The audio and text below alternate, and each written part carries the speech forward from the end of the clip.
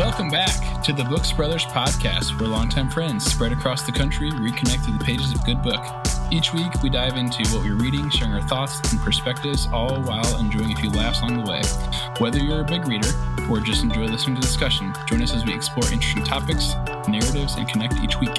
I'm Adam. I'm Matt. I'm Rob. I'm Fliz. This episode of the Books Brothers podcast is brought to you by Wine and Wine, the official book club survival kit. Are you tired of pretending you read the book while secretly skimming Wikipedia 5 minutes before the meeting? Do you need just enough alcohol to sound intellectual, but not so much you accidentally call Tolstoy a hack? With Wine and Wine, we've got you covered. Each kit includes a bottle of pretentious wine labeled "Pairs well with literary bullshit," pre-filled note cards with vague, impressive phrases like, "It really explores the duality of man," and "I love the pacing of the third act," and a single Xanax for when Karen won't stop mispronouncing Bildungsroman. Wine and Wine, because every book club deserves a happy ending, whether it's in the novel or your glass. We are excited to have you join us this week as we close out the book Endurance, the true story of Shackleton's incredible voyage to the Antarctic by Alfred Lansing. This week we read and are discussing the final section, Book 7. This was actually my second time reading this book, and I really enjoyed it, and I hope you guys enjoyed reading it as well. I thought this has also been a super fun winter read. Each time I opened the pages, I felt like I was transported to the crew's subarctic or sub-zero Arctic world, even though I live in Phoenix and it's like 65 right now. Let's get into a summary. So we last left off with Shackleton and his crew of 5 others landing on South Georgia Island after a 17-day grueling trip through the Drake Passage on a 22-foot-long boat. The remaining 22 men are left waiting on Elephant Island for the hopeful yet unlikely rescue. South Georgia Island is this extremely remote island in the Arctic that happens to have one of the most southern whaling stations.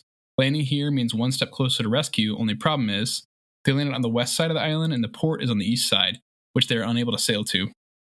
This means that the last step of the journey is to traverse the 29-mile distance over nearly 10,000-foot peaks of unknown terrain on foot.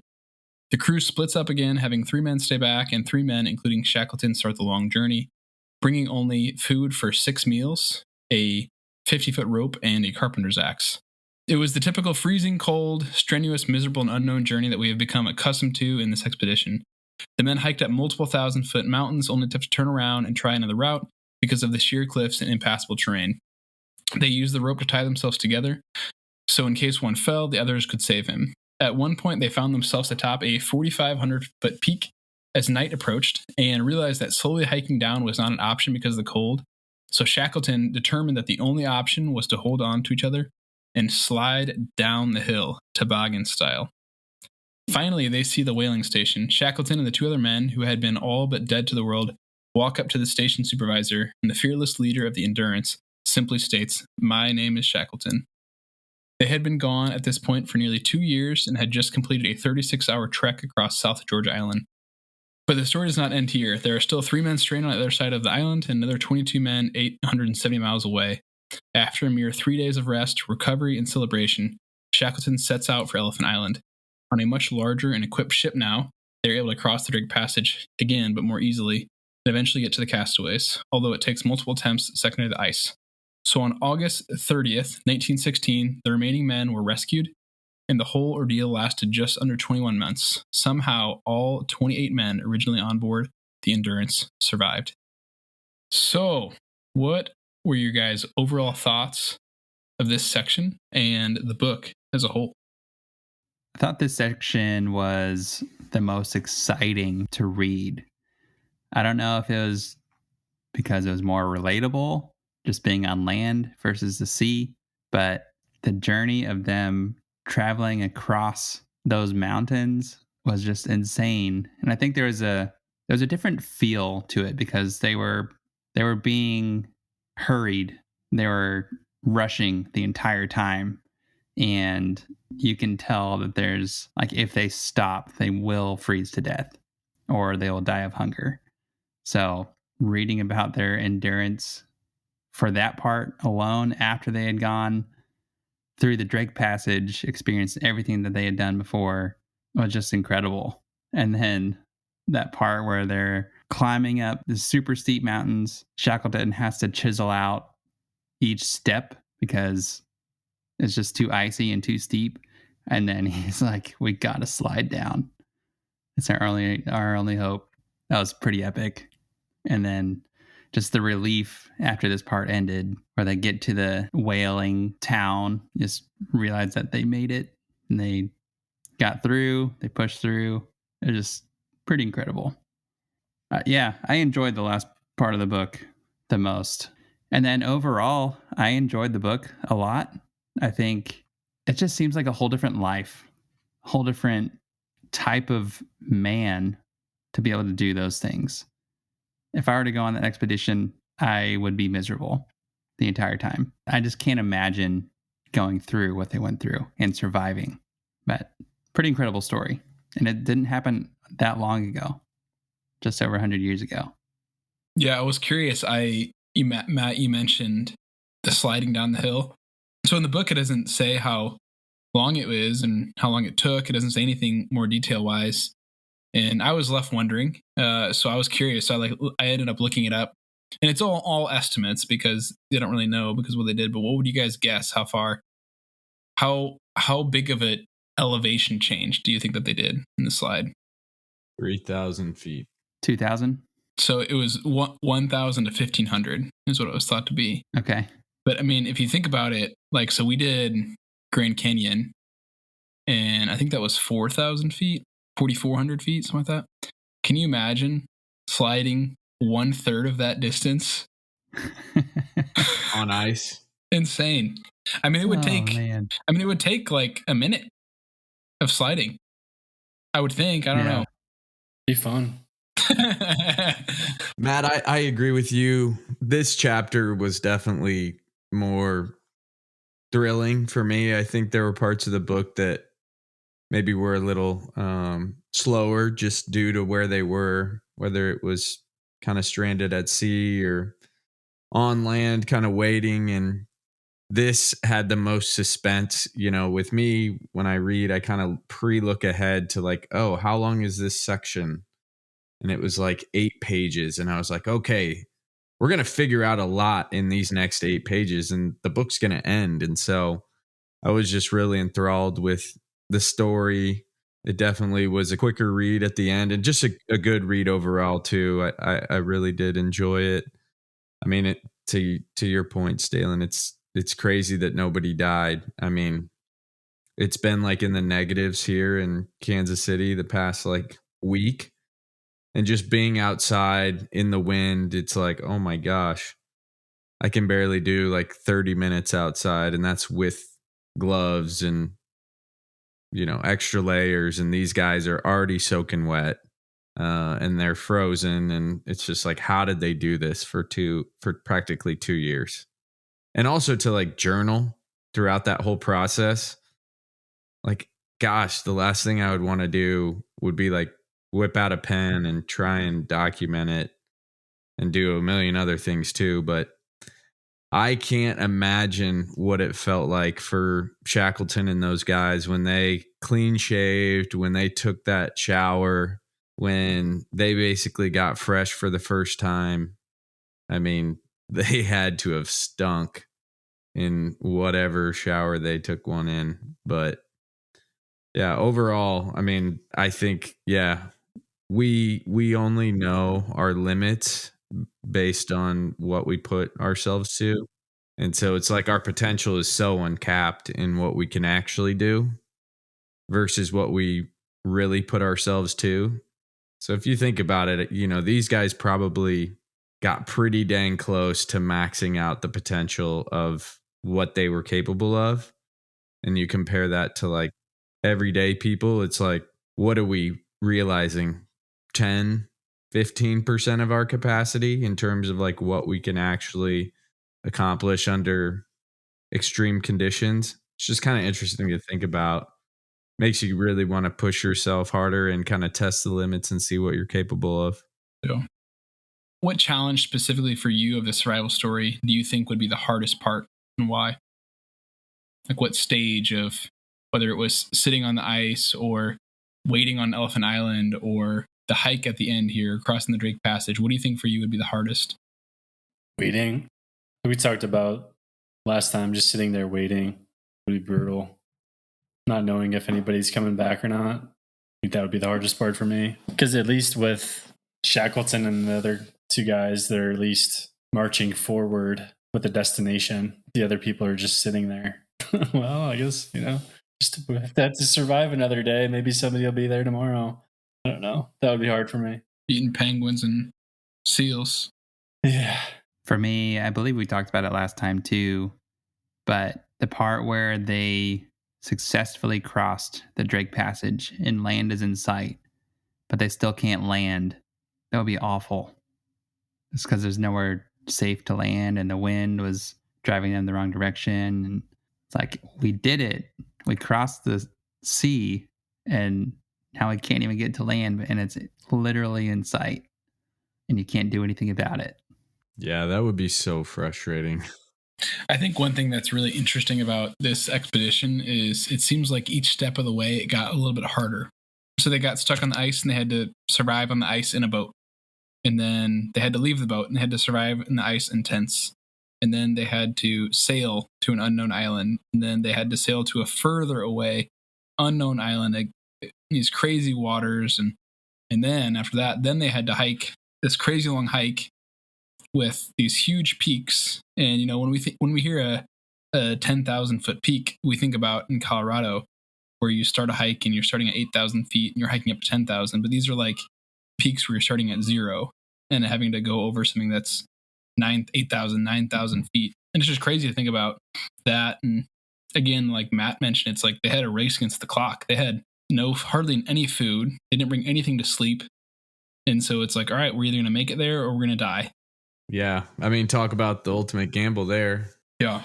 Yeah. For me, it would probably be the conditions or the frustration of being so close or thinking you're going in the right direction and then not. I mean, just kind of losing your patience or hope in those situations. I already have like poor circulation. So it's like Raynaud's, if you guys aren't familiar with that. So I get super cold pretty easily. And I would be pretty miserable in that for sure. But I'll tell you what wouldn't be hard is the camaraderie. Yeah.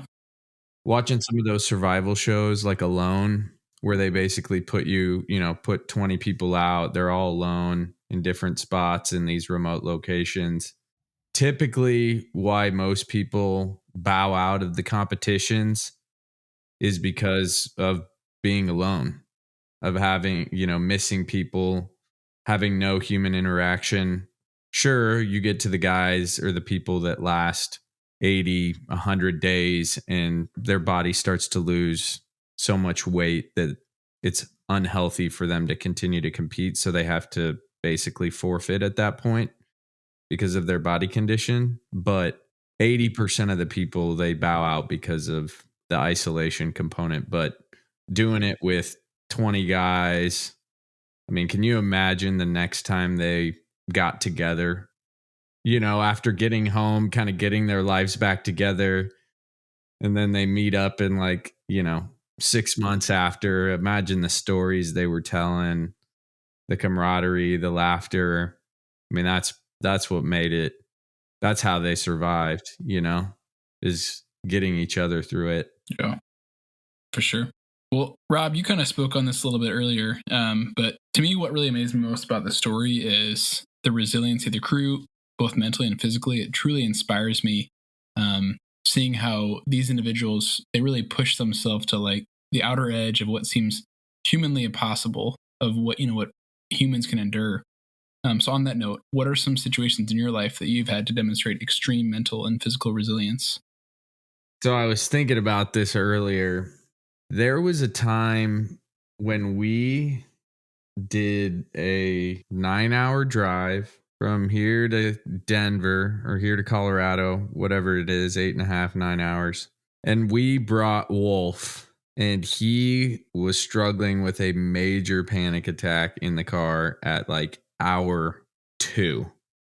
And it was the worst, one of the worst experiences of my life in terms of like trying to drive down the highway, Marianne wrestling him. He's scratching. He's going crazy in the back. He wants out of the car. We make stops. We get him back in. He doesn't sleep, just hair flying everywhere. I mean, really just unsafe driving situation with just a dog trying to get in the middle of it all. And I mean, it was one of those moments where it was like, we're going to make this drive. It is literally going to be hell, but we're going to make it and we're going to get there. And I just remember that being like one of those situations that I don't know if you could pay me $5,000, $10,000 to do that again, just because of how miserable it was. Just one of those situations where it's like, you can't wait for it to be over. Yeah. Yeah, it sounds tough. Did he eventually like settle, like whenever you got like at all in the car? Not really. How long did it take him to calm afterwards? I literally was in the back seat, not the back seat, the trunk of the Jeep, just trying to like calm him down, just so that there was a space so that Marianne could drive in the front seat. Dang. But we had never done, well, I had done many long drives with him before, but I don't know what was going on at that point. But it's tough. What was cool is the whole reason he was coming out there was because we were going to do a hike outside of Boulder for a couple of nights in the mountains. And Wolf had never been like on an overnight hike in the snow. It ended up being like a top 3 experience that we've had with him, which is particularly important right now as we record this, just because he's really old and kind of on his last leg. But, you know, I wouldn't trade the experience of getting him out there and getting him in the wilderness. And I've never seen him just so on guard, ready to go. I mean, he was living his best life while we were there. So that made it all worth it, just to see him kind of in the wild like that. So I was going to say, so 5 years ago today would be my day 5 of 7 for me in the ICU.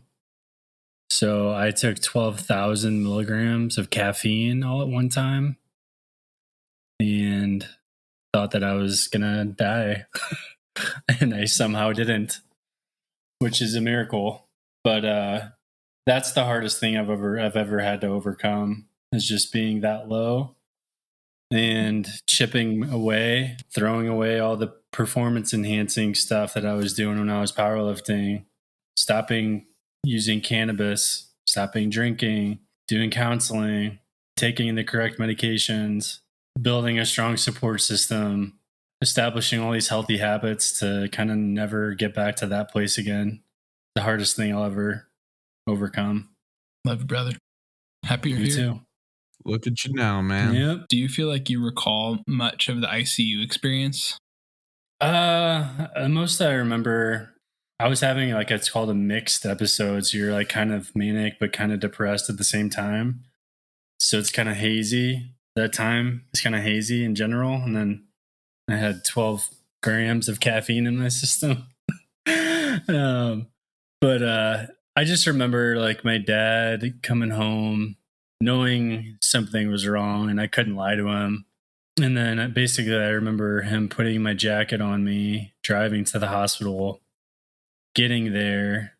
And then I remember going into the room and I immediately started vomiting a bunch of black stuff. And then I don't remember much after that. And then I remember bits and pieces like of the ICU, like waking up and having a ton of IVs in me. I had multiple IVs in me. And they were just flushing me with different electrolytes. And I was just looking back on my blood work during that time. It's crazy. You know, they were putting like pain medication into me, like anti-nausea medication into me, like all these different electrolytes. And so I remember waking up and having to pee constantly because I was just being flushed. No, so much fluid. Yeah. Stuff. Yeah. And not really being able to sleep that well because it's the ICU and it's just like lights and sound constantly. And again, I had to get up and pee all the time. And then I remember nurse, like when I started to feel a little bit better, I did a couple of laps around the ICU with one of the nurses just to get up and walk around. That's about it though. I don't remember much else. I remember the doctor coming in and saying that I had acute kidney failure and rhabdomyolysis, and if the creatine kinase levels didn't start to go down, that I might have to have a double kidney transplant. So, yeah, it's crazy. My creatine kinase levels went up to like, I think it was 8,000, which normal is between 0 to 200. So that's just a marker of kidney function. And mine was like, that's like, I can't even do that math. It's a large number. It's a large number. But, it's the amazing thing is like walking away from that and not really having any serious long-term consequences. I mean, I even threw it into ChatGPT and it's like, hey, is it crazy that I survived this? And it's like, yeah, I don't know how you did. It said it's like a miracle. ChatGPT said it was a miracle. You should ask ChatGPT if they can give you a percentage. That's a good idea. I'm going to go do that now for sure. ChatGPT is like, are you sure you're actually alive? Yeah, right. Check this box if you are not a robot. Out of all the questions we've been asked, this is the craziest question. But no, like that whole experience and then just coming back from it to where I am now is for sure the hardest thing I've ever overcome. Yeah, dude. Good stuff. Glad you're here. Been a lot of work. I know. Me too. Thanks for you guys' help. Absolutely, brother. To be more of a downer this episode. Oh no.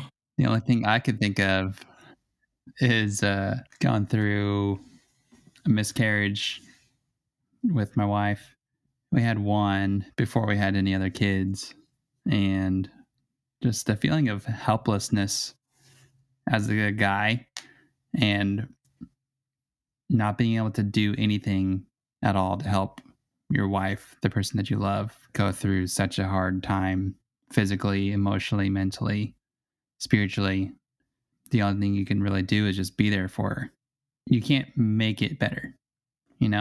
As a guy, I think our tendency is to try to fix the problems, but you can't do that in that situation. You just have to be there for emotional and spiritual support. But yeah, just the helplessness of not being able to do anything or fix anything. The lasting sadness that it has on both of your lives. I mean, I get sad thinking about it still. It was almost 7 years ago now. Yeah, I know a lot of other people go through similar situations and none of it's ever easy. Yeah. So, I mean, I think for me, one of the things that first comes to mind is going through marital conflict with Ruth. Probably been 6 years ago now, where we just had a period of a lot of conflict as a result of really my moral failures. I feel like I had to really work hard at it. It did require a lot of resiliency to gain Ruth's trust back, to work through some kind of deep-rooted issues that I had. I think I've always been someone that I've had a lot of pride, and I think that that was something I had to work through a lot in that time period. And what was challenging in working through when we were going through this conflict is that I had to like talk and confess my areas of failure and that kind of thing. And for me, it was super fruitful. I mean, like I wouldn't change it honestly to this day. I feel like I'm a much less prideful person because of kind of the journey that I went through. I'd like to think I'm a little more humble. I'd like to think I'm a little more compassionate. And I'm just super thankful for Ruth. I feel like through the process, it made me appreciate Ruth more. Ruth had some expectations of some ways that she wanted me to change and grow, and those were in really good areas. And so I'm thankful for her in that. And it took a while to kind of get there. I would say it felt like about 1.5 years of struggle for us both to kind of work through it, heal through it, and be really a happily married couple. And I think with that, what's interesting is I remember a lot early on when we were dealing with the conflict is that I remember just thinking like, I want things to go back to normal. And I can't remember who it was, but someone told me at one point that like normal wasn't good. Like normal was like you being a liar. That's something to me. Normal was like you having to work on things, and normal was you and your wife not being connected and your wife not trusting you. And so that's where the first thing comes to mind. I feel like it definitely had to have a lot of kind of strength, endurance to get through it. And I think on the back end, again, Ruth and I are better for it. Other thing I think about is with just having a kid. Like I love Daphne. Daphne's really great, but there are some pretty challenging times. I feel like I remember there's some pretty challenging times in the first like 6 weeks of just like not getting sleep, and you're just super exhausted, and your child can't sleep, and your child is crying, and they're trying to look to you for comfort, and you can't help them. That's like a pretty awful feeling. And similarly, it's another situation where you can kind of choose two ways to go with it, like use it and kind of grow through it, or essentially complain, get sad, get upset, feel like you're being like punished for what's really a beautiful gift. And really, it was just earlier. Not that this was like the most required, like the most like endurance so far, but over December, Ruth and I were both pretty sick, and it was the first time since we've been parents that we were both sick. So our daughter Daphne, she's 18 months now, so she was like 16, 17 months when this happened. And being a parent when you're both sick and your kid, thank goodness, wasn't sick, is like so hard. I think it made me like really respect single parents so much more, because being sick and parenting is very challenging. I'm sure, Matt, you can speak to that too. But yeah, it was just super tough, because it was like Ruth and I just felt like laying on the couch or laying in bed all day, and Daphne was like, let's play. And because you didn't, she would be like crying and screaming, and yeah. Yep, been there. Got through it. It's tough. I think I told Ruth there was like 1 week with it where I was like, I honestly think that was like the hardest week of being a parent so far, was when we were both sick for about 2 weeks, but one of the weeks in particular was really challenging. I think the hardest thing I've done endurance wise was run a 5:30 mile in high school. Yeah, buddy. So fast. Taste and blood. What's crazy is that's so slow for like, some of the best runners. It's so slow. It's like just crazy. I mean, you feel like you're flying. Other than that, I'm more of a strength guy. Could used to deadlift 700 pounds, Shut up. I've been waiting to say that for way too long. Are you sure it wasn't 680? I feel like, we've got the Instagram page. I feel like I'm going to say like, we got to prove it. I feel like we got to have a video of this happening. Used to. He doesn't post those type of videos anymore. I don't post anything anymore because I don't have an account anymore. And we're not going to start with the Books Brothers podcast. All right. Last question. So Shackleton displays extreme ownership in how shortly after arriving to the safety, he embarks again to save the rest of the men that were stranded. I would think that nobody would blame him at this point if he didn't join for this journey, but yet he leads the rescue mission. What were you guys' thoughts on this? And how do you feel like we can apply this to our lives? I mean, there was no way around it. I mean, they had to go back, right? But you think that he had to? I would think that someone else could. Maybe I'm wrong in assuming that. I don't think at that point. At that point, it's like running a marathon and stopping at mile 25. It's like he had gone all this way. So it's like he's the kind of guy that was going to see it through. It's not like, all right, guys, I got you I got you 98% of the way there. I'm going to chill here. Come back and get me when you get the boys, Yeah. Yeah, I mean, you're probably right. I mean, to me, it just seemed like he wouldn't have had to, but maybe I'm wrong in assuming that. Dude, I would have been taking a bubble bath. It's so funny that when the ship was coming at them, the author said and they could tell because of his square frame or whatever, that they knew it was Shackleton. Yeah. Just based on his body type, which kind of reminds me of, in college when you'd be walking to and from class and you'd see a brother way off in the distance and you could recognize him based on his walk alone. Like we all have our own walks. Like I remember Shane Sullivan, I could spot his walk from 50 yards and I'd be like, that's Shane Sullivan just by how that guy's walking. Maybe I was the only one that. No, I know what you're talking about. Where are you looking when you're watching them walk, Rob? Just the pep in their step, boy. Is it the hips that tell the story? It's the whole motion. I have heard that hips don't lie. You know, as they say, it's the motion in the motion. Do you think that he obviously has a strong sense of responsibility for these guys, so he has to go back and get them.